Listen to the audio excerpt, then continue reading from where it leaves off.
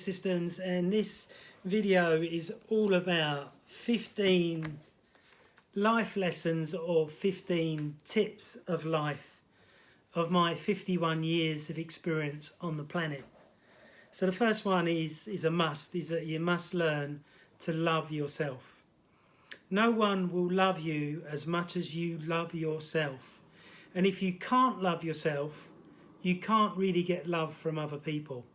And you will constantly be looking for validation from other people until you learn to love and forgive yourself. So you can do Louise Hay's work of mirror work, where you look into your eyes, into the mirror, connect into the heart, and just say you love yourself 10 times.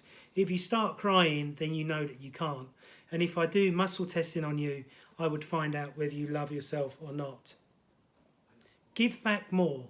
So any client that pays me or any friend that helps me, I always try and give back more in my love, or helping them in some way to say thank you for how they've helped me. So always give back more. So if a client pays me £160 an hour, I'm happy. I'm giving them £200 an hour in my time and expertise to help them achieve the body of their dreams or help them to overcome a health issue.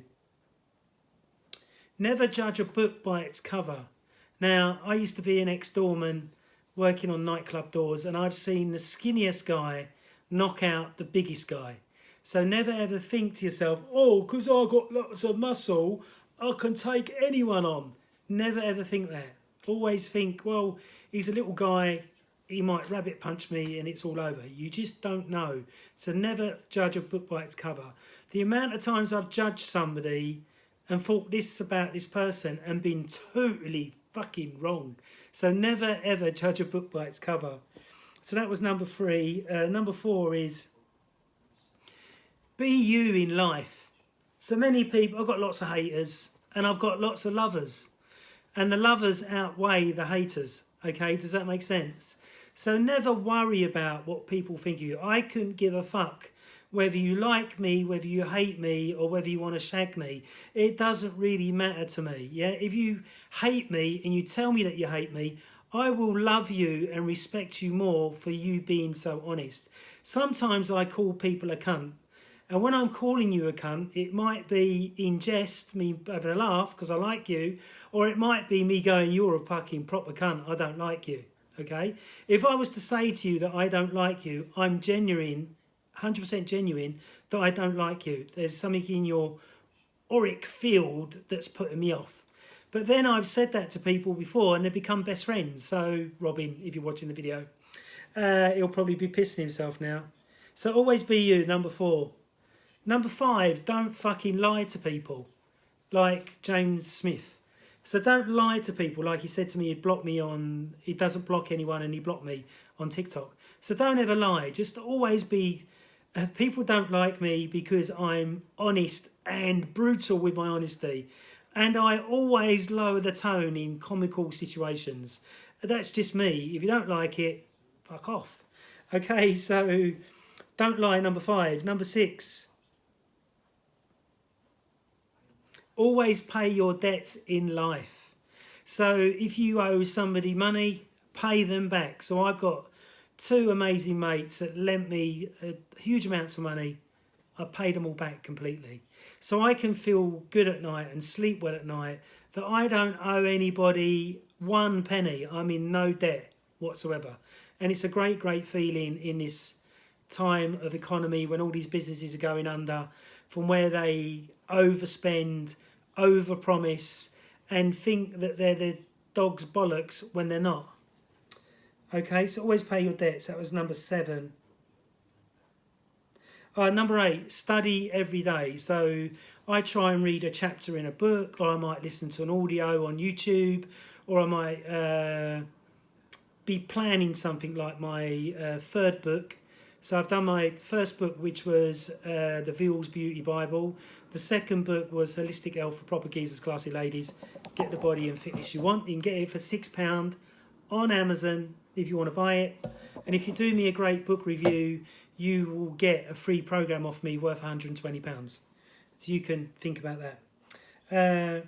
So number 9, keep a strong body and mind. So if your body is weak, you'll be weak in the mind. The same as if your flexibility is not good, you won't be flexible in your mind and the way that you think. And the same as if you're over flexible, you'll be doing too many things, too much of a yes person, so people will take the piss out of you. So make sure that doesn't happen. Number 10, don't be a pussy. I've said this in other videos. Like I say to my male clients, not my female clients, but my male clients, if they're not putting in what they need to be putting in their session, come on, you fucking pussy, what's the matter with you? And as soon as you say that to a bloke, it really gets them going. So I'm always saying that if my client is not putting in the amount they should be because they're tired or they've got some emotional issue or something going on. But I always understand and find out where the client is at, if that makes sense. So don't be a pussy in life. Don't let people walk all over you. Number 11, take time off. So many PTs are doing like 14, 15-hour days. If they're seeing clients in the evening and 6 o'clock in the morning, take a week off. Have a holiday. Say no to some clients. Put your rates up if you're working that hard. Otherwise, you're just going to reach burnout. And you're not good to anyone if you've reached burnout. I know, I've been there. Number, what was that, 11, 12, 13, dream big wet dreams. So dream big dreams. So take time out to meditate or to really focus on where you want to be in 5 years' time. So I wanted to be Chek Practitioner Level 4, made it to Chek Practitioner Level 4. Then they said, do you want to do the Masters? I knew it was going to be fucking hard because I had to do a 10,000 word thesis, which I've never done in my life and I'm dyslexic. But I got it done and got my Masters, which I'm quite proud of, you know, because it was 6 years of constant study with the Chek Institute. They don't make it easy to get them bits of paper, which are worthless, as in physios, osteos, doctors don't give a shit about it. And even the gyms don't care anymore, which is a bit of a shame, because it is a great qualification, in my opinion. What was that? That was 10, 11, 12. So now we've got 13. Don't ever give up. Okay, if you listen to celebrities and you read autobiographies, you'll read about the autobiography of, say, Winston Churchill. He was frowned upon. They took the piss out of him. They didn't trust his opinion until the Second World War come. And then he got us out of the Second World War and got us to win the Second World War just through self-belief. And he died about, I think he was 81 when he died, even though he was a alcoholic and very overweight. So quite lucky to live that long. Now, number 14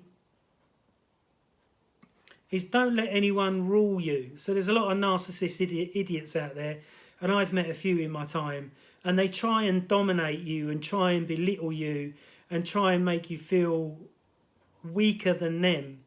So as soon as you get somebody like that as a client or as a friend, get rid of them. They're probably just going to energy vampire you, and what I mean by that is they'll zap all your good stuff, all your goodwill out of your body, and you'll just feel like you're just being brain fucked and body fucked. So just don't have anything to do with people like that. And learn how to recognise narcissists. They're not nice people, unfortunately.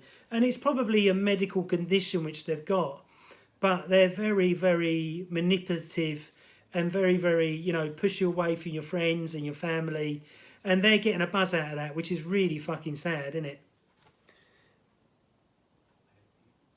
And number 15 is keep going no matter what. So to write my book took me 2 years. I had to run around to try and get the person to help me do it. And when he was doing it, he knew I was dyslexic. And when we finished it, there was loads of spelling mistakes. And this guy had a university master's degree. And he wasn't dyslexic. He was written lots of articles and stuff like that. Then when I went to the publishers, that was a nightmare. They sent me wavy books. They didn't do the things that they were supposed to, but in the end we got it right. So that's what you must always remember. Never give up on your dream or your focus, but you will get kicked in the bollocks a few times. So when I was doing the Chek Institute studying, they lost the paperwork. When I went to see Paul himself, they rearranged the date 3 times. Then something else happened. I can't remember what else happened.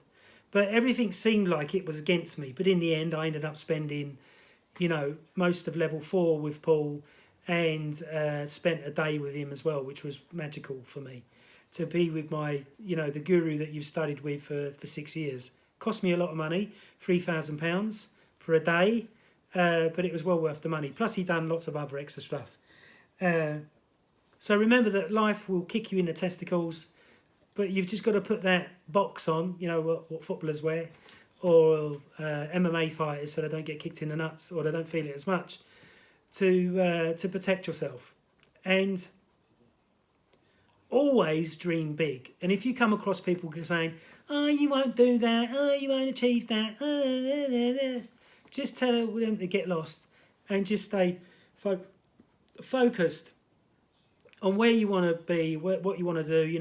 Now I've done 2,045 videos on YouTube. I've now published, one book was a guest author type thing. The second book was my book. And then I've done 70 podcasts on my blogs on my website. And then I've probably done about 50 blogs on Apple Podcast. So I'm not somebody that quits, and I'm not somebody that gives up just because somebody says, "I should." "Oh, you got to give up on that training, Scott. It's a waste of time." I remember a family member, and this really annoyed me. I was in my late 20s, early 30s, and this family member was taking me somewhere, and the family member said, "Oh, you want to give up that weightlifting? You'll be fat when you're 40, and you'll lose all your muscle, and you'll be weak, and you'll look terrible." I'm 52. I'm now still in really good shape for 52. So the guru, or my guru, Paul Chek, and Charles Parlequin, 57, still in phenomenal shape till he died. And then Paul is 62, and I've got another friend that's 62. I've got one other friend that's not in shape that's 62. But I admire these types of people to still stay in shape late in life when everything says you can't do it when you fucking can. It's a big lie that you lose your strength and you lose your muscle mass as you age. You lose a percentage, but if you're in hardcore training and you're consistent and regular with it, you'll still keep it till you're 70 or 80. And there's lots of, people online on YouTube showing that fact, that they're in their 60s, they're in their 70s, and still strong, still gargantuan, and still looking after themselves. And I think it's all a matter of state of mind, and you're just not giving up on yourself, or if you're an athlete and you was taking gear, you may end up in adrenal fatigue, and that's why you can't train, and that's why you're a fat fuck. But for me, I haven't done that, and I'll always train. I'll probably die with dumbbells on me. I might be doing my big bench press or something like that, but my dumbbells are going down in my coffin when I go down. That's how committed I am to keep in shape and stuff. Please subscribe there. Please press the bell icon. Thank you for listening and watching Mad Scott, and I'll chat to you again soon. Thank you very much. Please subscribe. Please press the bell icon, and please comment down below.